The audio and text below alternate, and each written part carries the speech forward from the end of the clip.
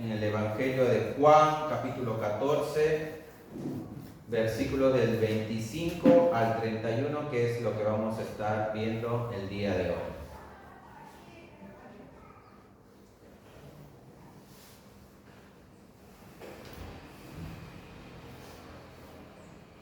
Y hoy vamos a terminar con el capítulo 14.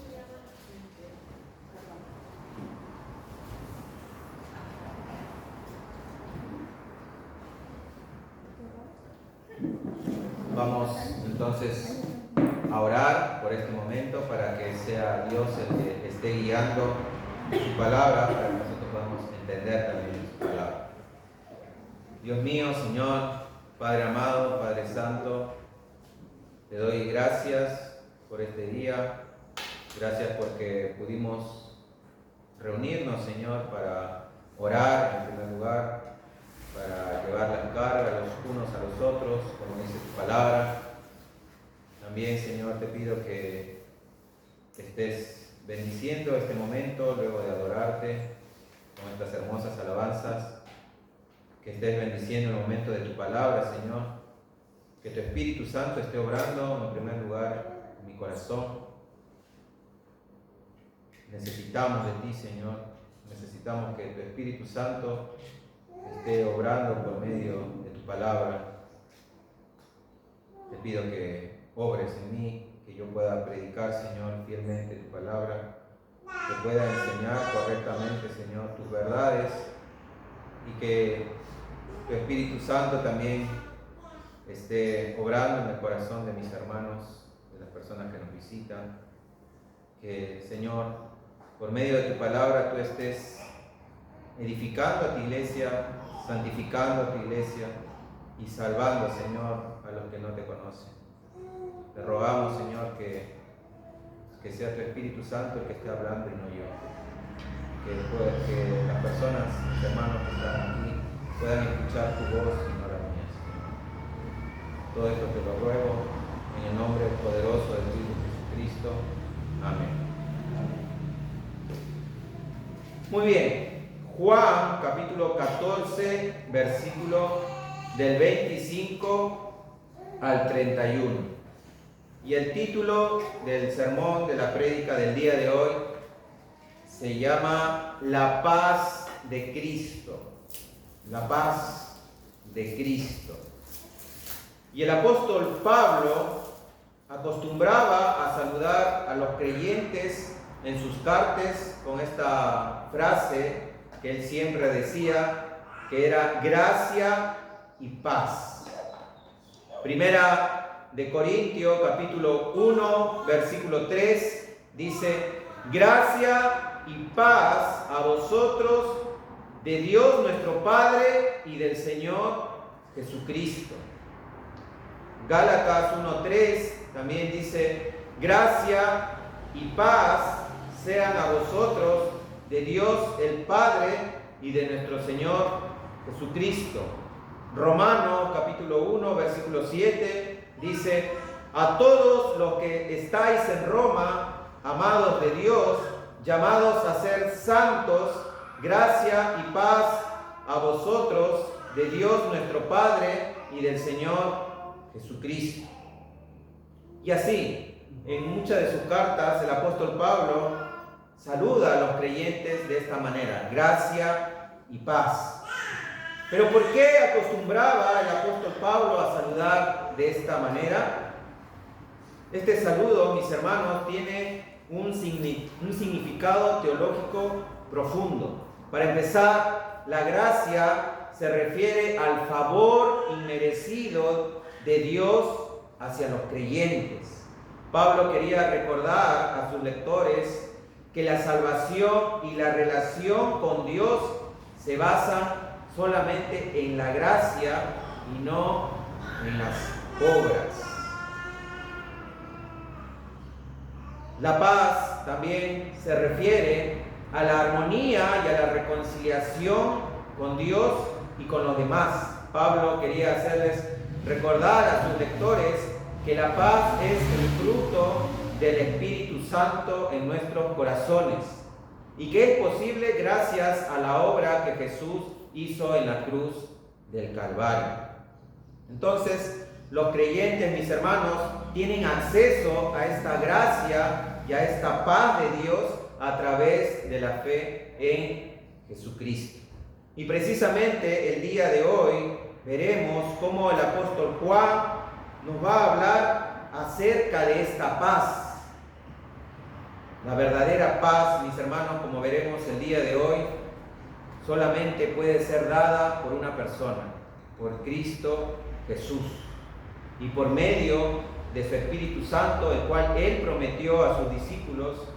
Esta paz, mis hermanos, también produce gozo en el creyente, y es lo que vamos a ver el día de hoy. Así que ahora sí, acompáñenme a Juan capítulo 14, versículos del 25 al 31, y dice así la palabra de Dios. Estas cosas os he dicho estando con vosotros, pero el Consolador, el Espíritu Santo, a quien el Padre enviará en mi nombre, Él os enseñará todas las cosas y os recordará todo lo que os he dicho. La paz os dejo, mi paz os doy. No os la doy como el mundo la da. No se turbe vuestro corazón ni tenga miedo. Oísteis que yo os dije, me voy y vendré a vosotros. Si me amarais, os regocijaríais, porque voy al Padre, ya que el Padre es mayor que yo. Y os lo he dicho ahora, antes que suceda, para que cuando suceda, creáis. No hablaré mucho más con vosotros, porque viene el príncipe de este mundo, y él no tiene nada en mí. Pero para que el mundo sepa que yo amo al Padre, y como el Padre me mandó, así hago. Levantaos, vámonos de aquí. Esto es palabra de Dios. Seguimos, mis hermanos, entonces en el aposento alto, donde Jesús se encontraba con sus discípulos, y Jesús estaba consolando a sus discípulos por medio de muchas promesas que vimos a partir del capítulo 14.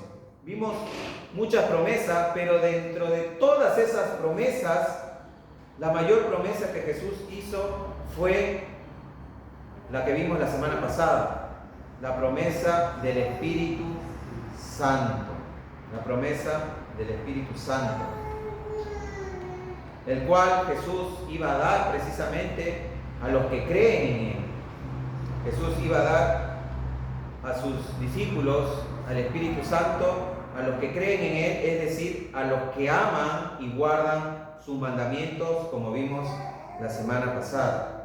Jesús les dijo, el que me ama, mi palabra guardará, y mi Padre le amará, y vendremos a Él y haremos morada con Él. Esa es la manera en la que Él se iba a manifestar a los suyos y no al mundo.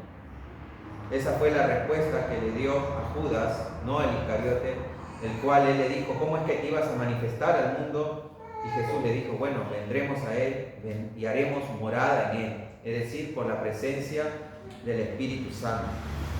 Y en esta porción que acabamos de leer, Cristo sigue consolando a sus discípulos con la promesa de que cuando Él se marche, quedarán bajo la tutela y la instrucción del Espíritu Santo.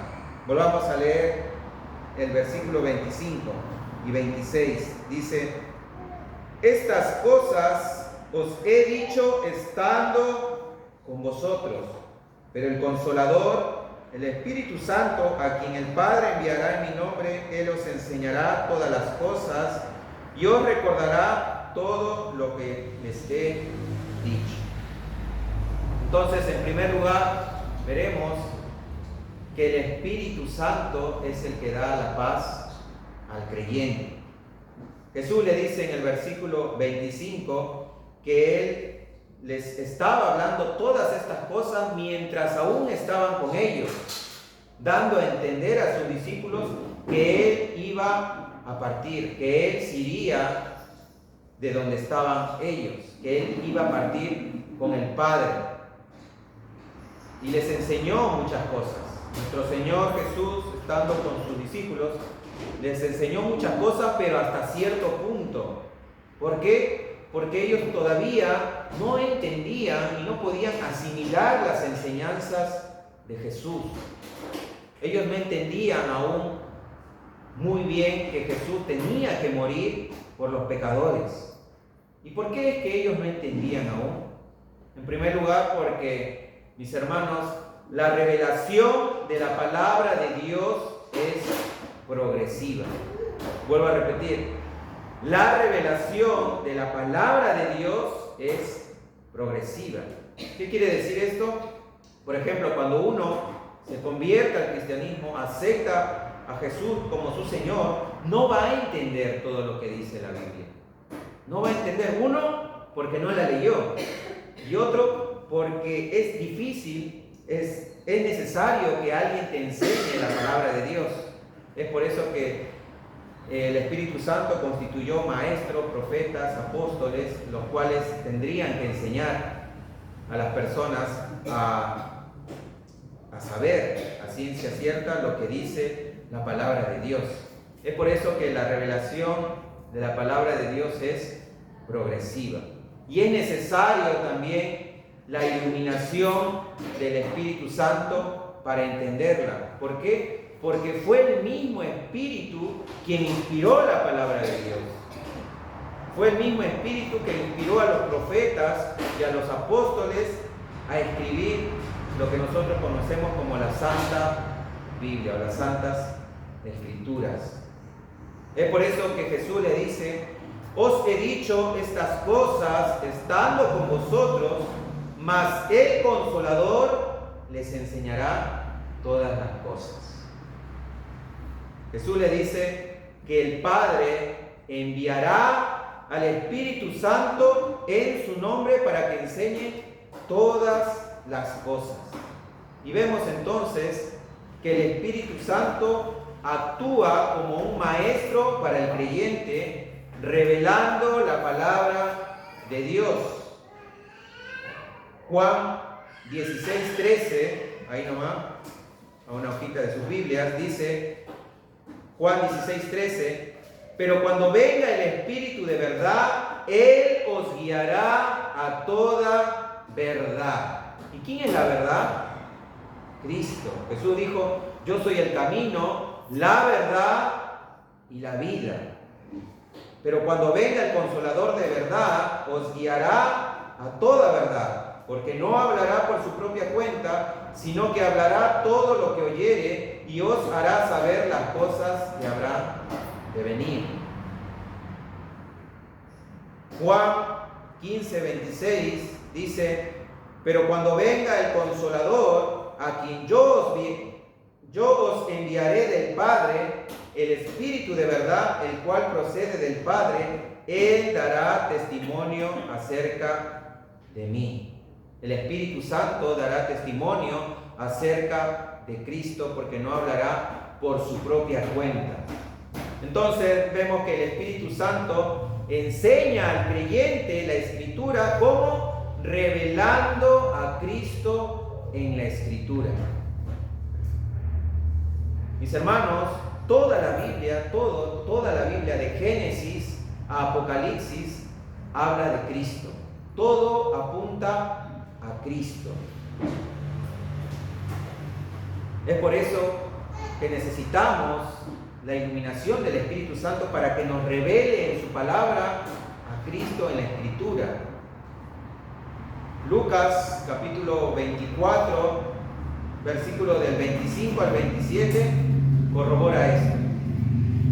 Los que leyeron Lucas se darán cuenta que Jesús, en el capítulo 24, versículo del 25 al 27, Jesús ya había muerto y habían dos discípulos que estaban yendo rumbo a Emaús, hablando de todas estas cosas que habían sucedido, y se les presentó Jesús, pero la Escritura dice que sus ojos se habían velado para que ellos no reconocieran a Jesús.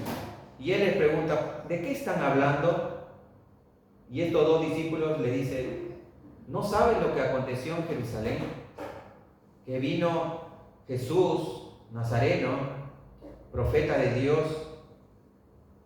era el Mesías y fue crucificado, muerto, y han pasado 3 días de su muerte, y algunos de nosotros, de los discípulos, vieron a Jesús resucitado, pero ellos no creían. Y es por eso que en esta sección Jesús le dice, Lucas 24, del 25 al 27, dice: entonces Él les dijo: oh insensatos y tardos de corazón para creer todo lo que los profetas han dicho. ¿No era necesario que el Cristo padeciera estas cosas y entrara en su gloria? Y comenzando desde Moisés y siguiendo por todos los profetas, les declaraba todas las escrituras lo que de él decía. Jesús mismo les estaba revelando a estos discípulos que todas las escrituras hablaban de él, de su padecimiento, de su muerte, de su resurrección. Anteriormente vimos también en Juan capítulo 5, versículo 39, cuando Jesús estaba discutiendo con los judíos, Él les dijo, Juan 5:39, escudriñad las escrituras, porque a vosotros os parece que en ellas tenéis la vida eterna, y ellas son las que dan testimonio de mí. Jesús les estaba diciendo, ustedes leen las escrituras, tienen que escudriñarlas porque saben que hay vida eterna, y estas escrituras son las que hablan de mí. Hablan de mí. Toda la escritura, mis hermanos, como les dije, toda la Biblia es cristocéntrica. Habla de Jesús, de la obra redentora que Él iba a hacer en la cruz. Es por eso que el Espíritu Santo nos enseñará todas estas cosas. Él es el que nos guía a mayores y mayores profundidades de la verdad de Dios. Por eso es que antes de leer, mis hermanos, la Escritura, debemos encomendarnos a Dios en oración para que sea su Santo Espíritu el que nos esté revelando a Cristo en la Escritura, en la Biblia. Jesús también les dice que no solamente el Espíritu Santo les enseñará todas las cosas, sino que os hará recordar todo lo que Él ha dicho. En el versículo 26 dice eso. Y los discípulos, al igual que nosotros, olvidamos con facilidad las lecciones que Jesús nos da. Las olvidamos. Es por eso, mis hermanos, que el Espíritu nos enseña, no trayendo revelación nueva, ni añadiendo nada nuevo al Evangelio, sino trayendo las lecciones que ya han sido impartidas por Cristo en nuestro corazón. Esa es la función del Espíritu Santo. Por ejemplo, yo sé que muchos de ustedes no se acuerdan la prédica de la semana pasada. Sé que muchos de ustedes no se acuerdan. Es más, ni siquiera habrán meditado en la semana. Y el Espíritu Santo, mis hermanos, no te va a hacer recordar toda la prédica, sino lo que va a hacer es hacerte recordar los principios teológicos claves que se vieron en ese día para nosotros poder aplicarlos en nuestra vida. Y lo que se tiene que haber quedado en tu mente, mis hermanos, de la prédica de la semana pasada, es que Jesús hizo una promesa. El título se llamaba La promesa del Espíritu Santo. Eso tiene que haber quedado en tu mente. Jesús hizo esa promesa a sus discípulos, que el Espíritu Santo, el otro Consolador, iba a venir a morar en los creyentes. Y esa promesa era solamente ¿para quién? Para los que lo aman y guardan sus mandamientos. Es decir, para los que realmente han creído el Evangelio de Dios. De eso se trataba la prédica de la semana pasada. Así que la función del Espíritu Santo es traerte paz a tu mente, haciéndote recordar las promesas de Cristo en sus palabras, haciéndote recordar los principios claves de la palabra, para que tú puedas aplicarla a tu vida.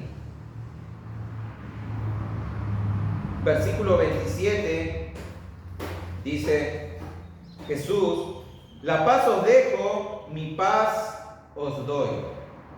No os la doy como el mundo la da. No se turbe vuestro corazón, ni tenga miedo.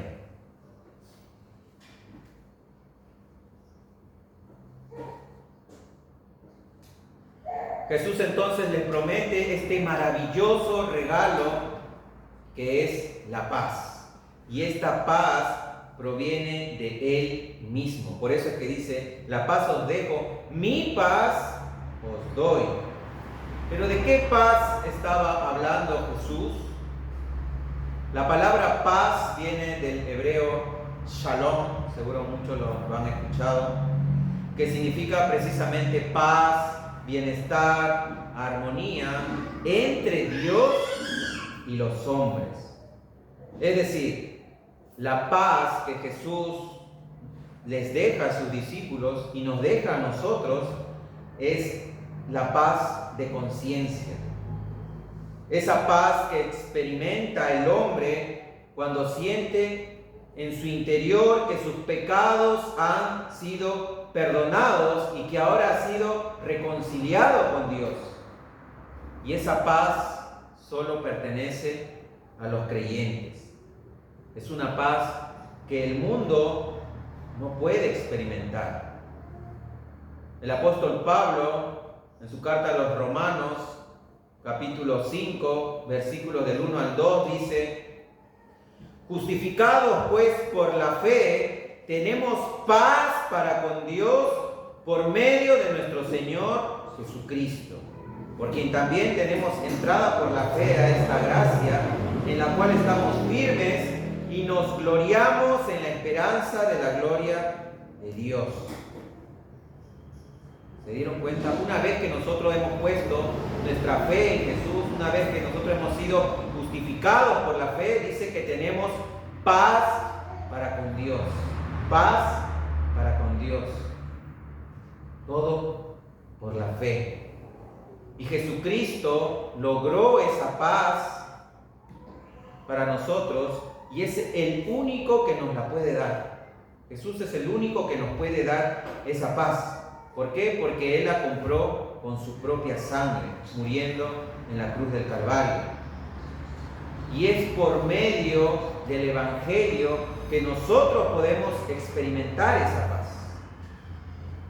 Filipenses capítulo 4, versículo 7 dice: y la paz de Dios, que sobrepasa todo entendimiento, guardará vuestros corazones y vuestros pensamientos en Cristo Jesús. ¿Se dieron cuenta? Empieza diciendo: y la paz de Dios. Es la paz de Dios y no nuestra paz la que guardará nuestros corazones, y esto es por obra del Espíritu Santo. Como sabemos, y ya lo hemos estudiado también en los estudios de los jueves, la paz es un fruto del Espíritu Santo. Es un fruto el cual el Espíritu obra en nuestros corazones. Gálatas 5, del 22 al 23 dice: mas el fruto del Espíritu es amor, gozo, paz, paciencia, benignidad, bondad, fe, mansedumbre, templanza. Contra tales cosas no hay ley. Entonces Jesús nos da de su paz. ¿Cómo? Por medio de su Evangelio. Por medio del Evangelio tenemos paz para con Dios, el cual el Padre manda al Espíritu Santo para que produzca esa paz en nosotros.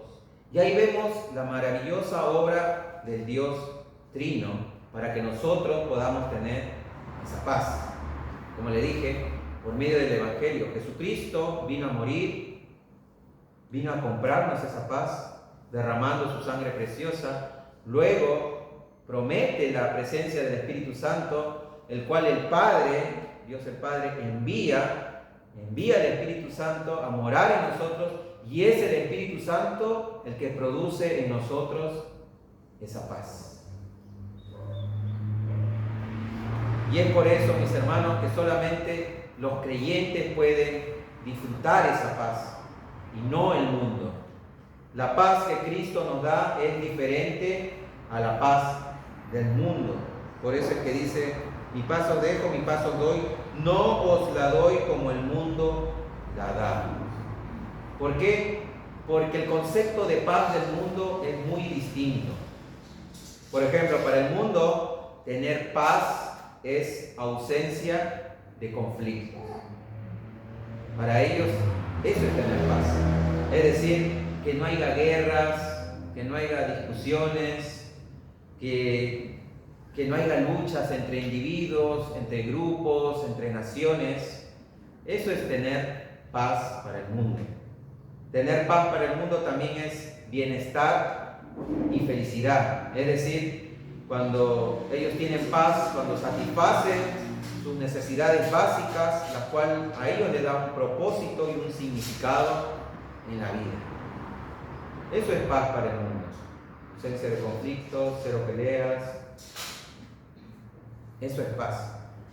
Pero sabemos, mis hermanos, que esa clase de paz es efímera. Es decir, es pasajera, no dura. En cambio, la paz que nos ofrece nuestro Señor Jesucristo es eterna.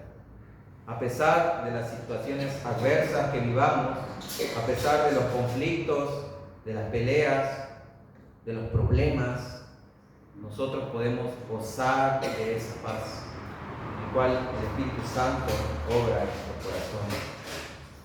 Y es por eso que Jesús le dice que no se turbe su corazón ni tenga miedo, que no se angustien, porque ellos pensaban que iban a quedar huérfanos ya que Jesús se iba.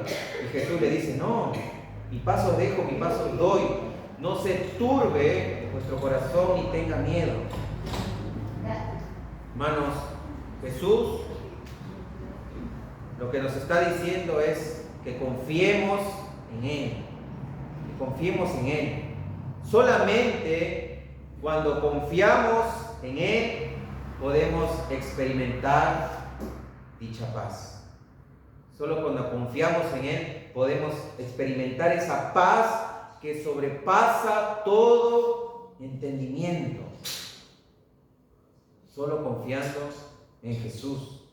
Es por eso que un versículo antes de Filipenses, donde dice eso, que Jesús nos manda, el apóstol Pablo, nos manda a no vivir afanados ni angustiados, sino que todas nuestras peticiones deben ser hechas delante de Dios en toda oración y ruego con acción de gracias. Y de ahí dice: la paz de Dios, que sobrepasa todo entendimiento, nos será dada. Versículo 28 dice Jesús: oísteis que yo os dije, me voy y vendré a vosotros. Si me amarais, os regocijaríais, porque voy al Padre, ya que el Padre es mayor que yo. Jesús le recuerda nuevamente a sus discípulos que Él se iba a ir, pero que iba a regresar a ellos. Y Jesús le dice que si ellos realmente lo amaban, se habrían regocijado. ¿Por qué? Porque Él va al Padre. Él va al Padre. Entonces, mis hermanos, la paz produce gozo en el corazón del creyente. Y hermanos, la razón por la cual los discípulos en ese entonces deberían haber estado en paz y en gozo era porque precisamente Jesús iba al Padre. Es decir, Jesús volvía a recuperar aquella gloria la cual tenía junto con el Padre antes que el mundo fuese. Juan 17:5, a los que están anotando, Juan 17:5 dice: ahora pues, Padre, glorifícame tú al lado tuyo con aquella gloria que tuve contigo antes que el mundo fuese. Antes que el mundo fuese. Jesús regresaba al Padre e iba a ser glorificado con aquella gloria que tenía desde la eternidad junto al Padre.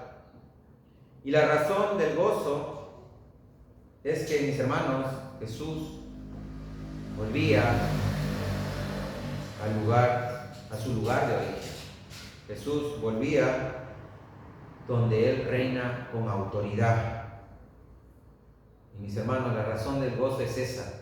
Si Jesús está ahora ahí sentado a la diestra de Dios, Él reina con toda autoridad.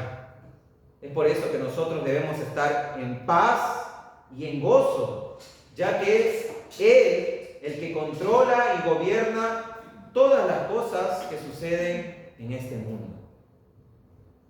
Todas las cosas que suceden en este mundo están controladas por Dios, sean buenas o sean malas.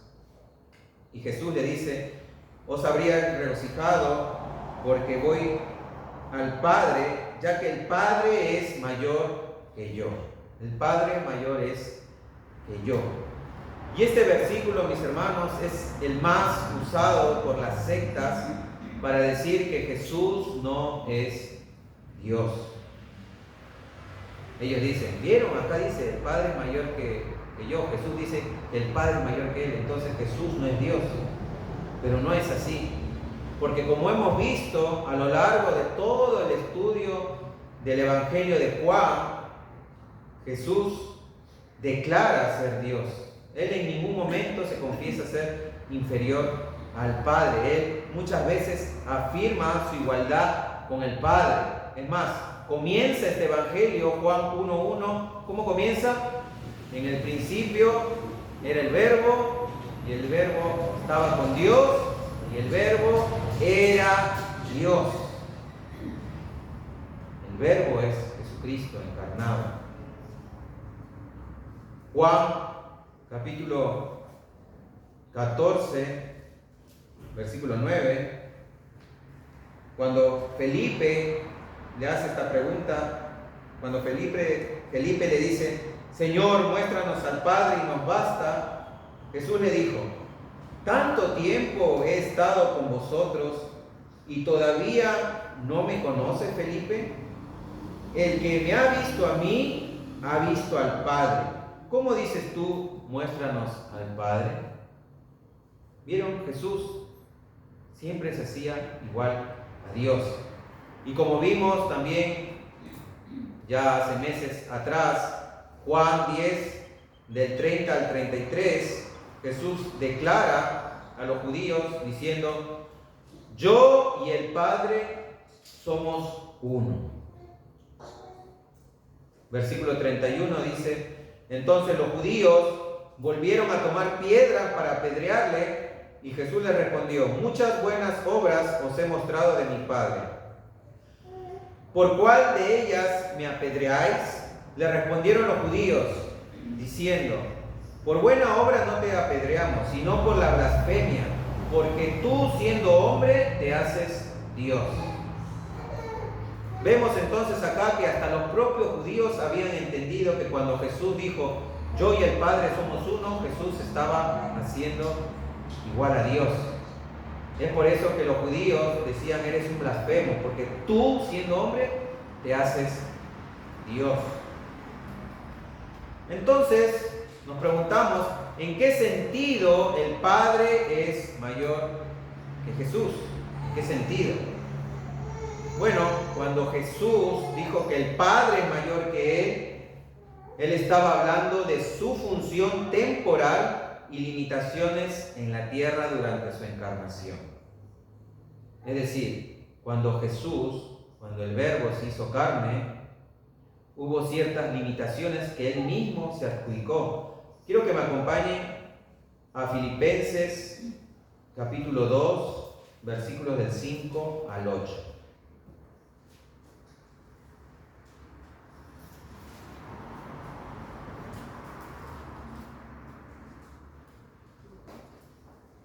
Filipenses capítulo 2, versículos del 5 al 8, dice el apóstol Pablo, haya pues en vosotros este sentir que hubo también en Cristo Jesús.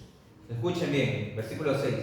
El cual, siendo en forma de Dios, no estimó el ser igual a Dios como cosa a que aferrarse. ¿Se dieron cuenta? Jesús en su humanidad no se aferró al ser igual a Dios. Versículo 7 dice, sino que se despojó a sí mismo, tomando forma de siervo, hecho semejante a los hombres. Y estando en la condición de hombre, se humilló a sí mismo, haciéndose obediente hasta la muerte y muerte de cruz. Es así, en ese sentido, en que el Padre es mayor que Jesús, porque Jesús en su humanidad se limitó, se despojó de sí mismo, tomó forma humana.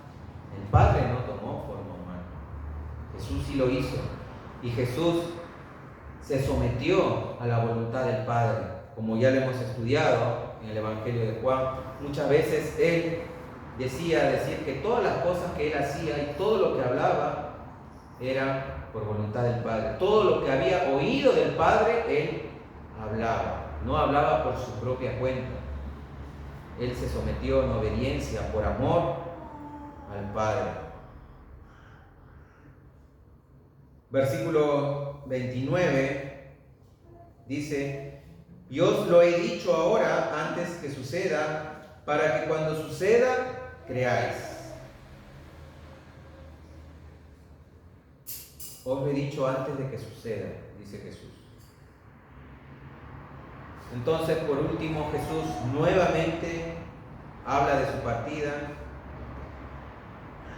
y dice que su partida debe ser considerada como un medio para confirmar y fortalecer la fe de ellos. Por eso que le dice, os lo he dicho ahora, antes de que suceda, para que cuando suceda, ¿qué cosa pase?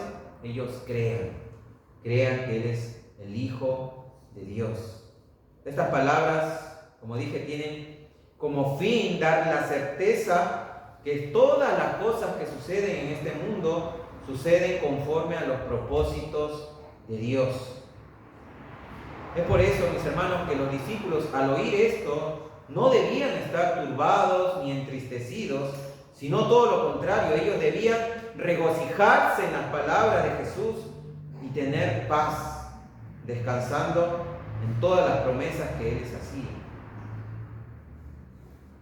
Versículo 30 dice, no hablaré mucho más con vosotros, porque viene el príncipe de este mundo y él no tiene nada en mí.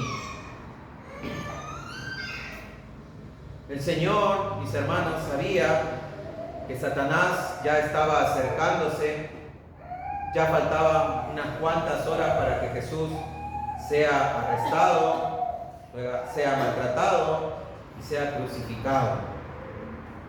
El diablo ya había entrado en Judas Iscariote para que éste lo vendiera y lo traicionara. Así que Jesús sabía que ya no tenía mucho tiempo para hablar con sus discípulos.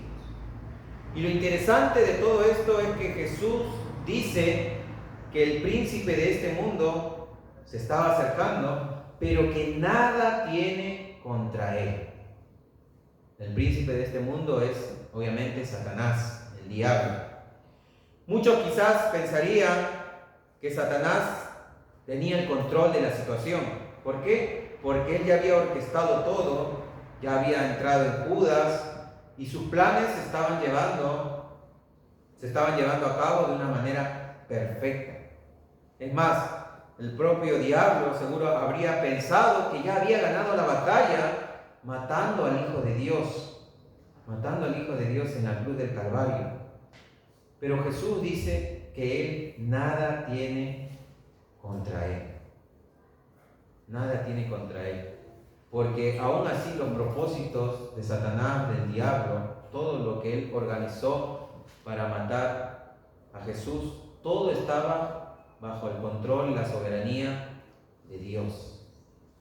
Y hermanos, a pesar de que parezca que todo se nos sale de la mano en nuestras vidas, Dios siempre tiene el control.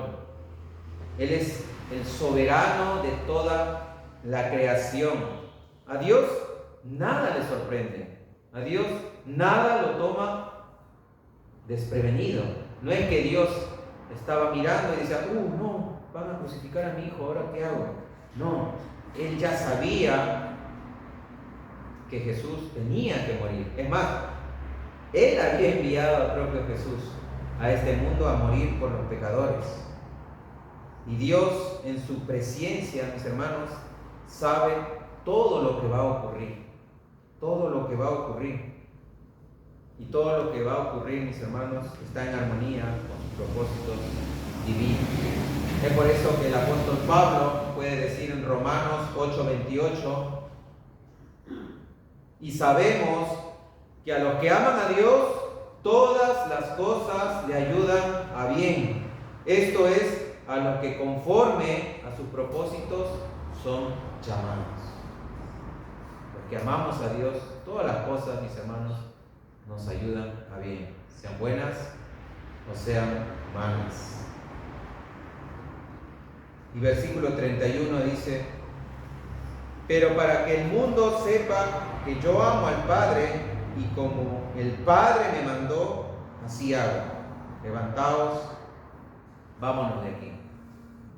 Jesús termina esta sección diciendo que todo lo que hace, lo hace por amor al Padre y en obediencia al Padre, cumpliendo así su propia palabra que ya había dicho a sus discípulos, como vimos la semana pasada, Juan 14:15, ¿qué decía? Juan 14:15 dice, si me amáis, guardaréis mis mandamientos. Jesús amaba al Padre, realmente lo amaba y guardaba sus mandamientos. Es por eso que Él dice, pero para que el mundo sepa que yo amo al Padre, y como el Padre me mandó, así hago. Levantaos, vámonos de aquí. La voluntad de Jesús siempre fue hacer la voluntad del Padre. Juan 4:34, en cierta ocasión Jesús le dijo a sus discípulos, mi comida es que haga la voluntad del que me envió y que acabe su obra. La necesidad de Cristo en este mundo era hacer la voluntad del Padre y que acabe su obra. Y termina diciéndoles eso, levantaos, vámonos de aquí. ¿A dónde iba Jesús? Jesús iba a ser arrestado, a ser golpeado, maltratado, crucificado. Iba a dar su vida por los pecadores. Y es por eso que Jesús dice, para que el mundo sepa que ama al Padre, Él así hace, porque el Padre lo mandó. Y para terminar, mis hermanos, este estudio, la predicación, que hablamos acerca de la paz que solamente Cristo puede dar en medio de la dificultad. Si queremos tener paz en nuestras vidas, ¿qué debemos hacer? Debemos tener comunión con el Espíritu Santo. Él es el que nos va a enseñar y a recordar todo lo que Jesús dijo. Cuando nosotros recordemos las promesas de Cristo en su palabra, eso nos va a dar paz. Por naturaleza, somos seres olvidadizos. Necesitamos siempre que alguien nos recuerde las cosas. Y es por eso que el Espíritu Santo, la obra del Espíritu Santo es hacernos recordar las palabras de Jesús. Y no solamente hacernos recordar lo que está escrito, sino que nos da el poder para poder obedecer la palabra. Como vi, creo que ayer fue en el estado de Adrián, una frase del pastor Miguel Núñez que dice, la palabra de Dios separada del Espíritu de Dios no tiene efecto. Vuelvo a repetir, La palabra de Dios separada del Espíritu de Dios no tiene efecto. Y es la verdad. ¿De qué nos sirve, mis hermanos, leer la Biblia si no tenemos comunión con el Espíritu Santo? No va a tener efecto. Simplemente va a ser información. El Espíritu Santo no te va a revelar la palabra si es que no tienes comunión con Él en oración. Es por eso que siempre debemos encomendarnos al Espíritu de Dios para que obre por medio de la palabra, para que obre por medio de la palabra en nuestros corazones, transforme nuestros corazones, santificando nuestros corazones por medio de la palabra. Y solamente ahí podemos encontrar paz, cuando la palabra de Dios se hace una realidad en nuestras vidas. Solo ahí podemos encontrar paz. Vimos también, mis hermanos, que la verdadera paz proviene de Dios, no proviene del mundo. Por más que el mundo se esfuerce por lograr la paz, como la OMPP, que es la Organización Mundial por la Paz, no nos va a dar paz, en realidad. La verdadera paz proviene de Dios. Números, capítulo 6, versículos del 24 al 26. Quiero que vayan ahí, al Antiguo Testamento.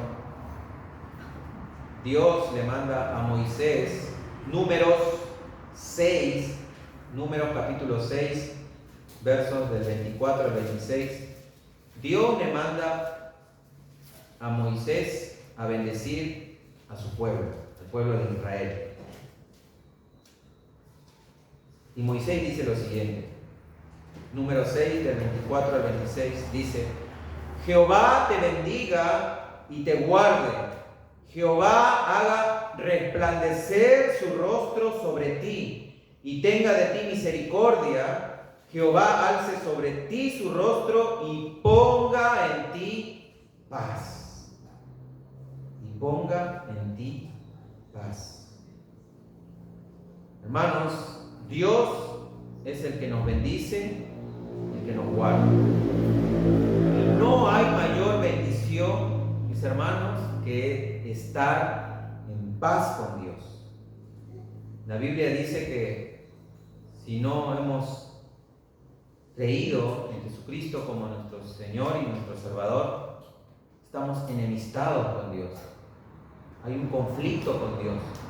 Hay una guerra con Dios. Dios está airado con el pecador. Y esa paz, esa bendición de la paz con Dios, solamente se puede lograr por medio del Evangelio. Por medio del Evangelio es donde podemos ser reconciliados con Dios y tener paz para con Dios.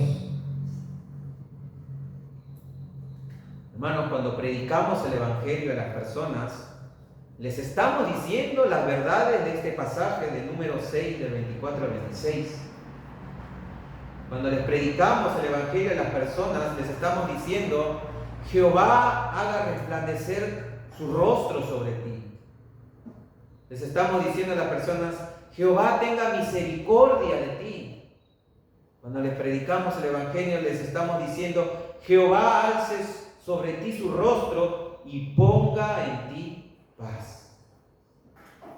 Por eso es importante, mis hermanos, siempre predicar el Evangelio.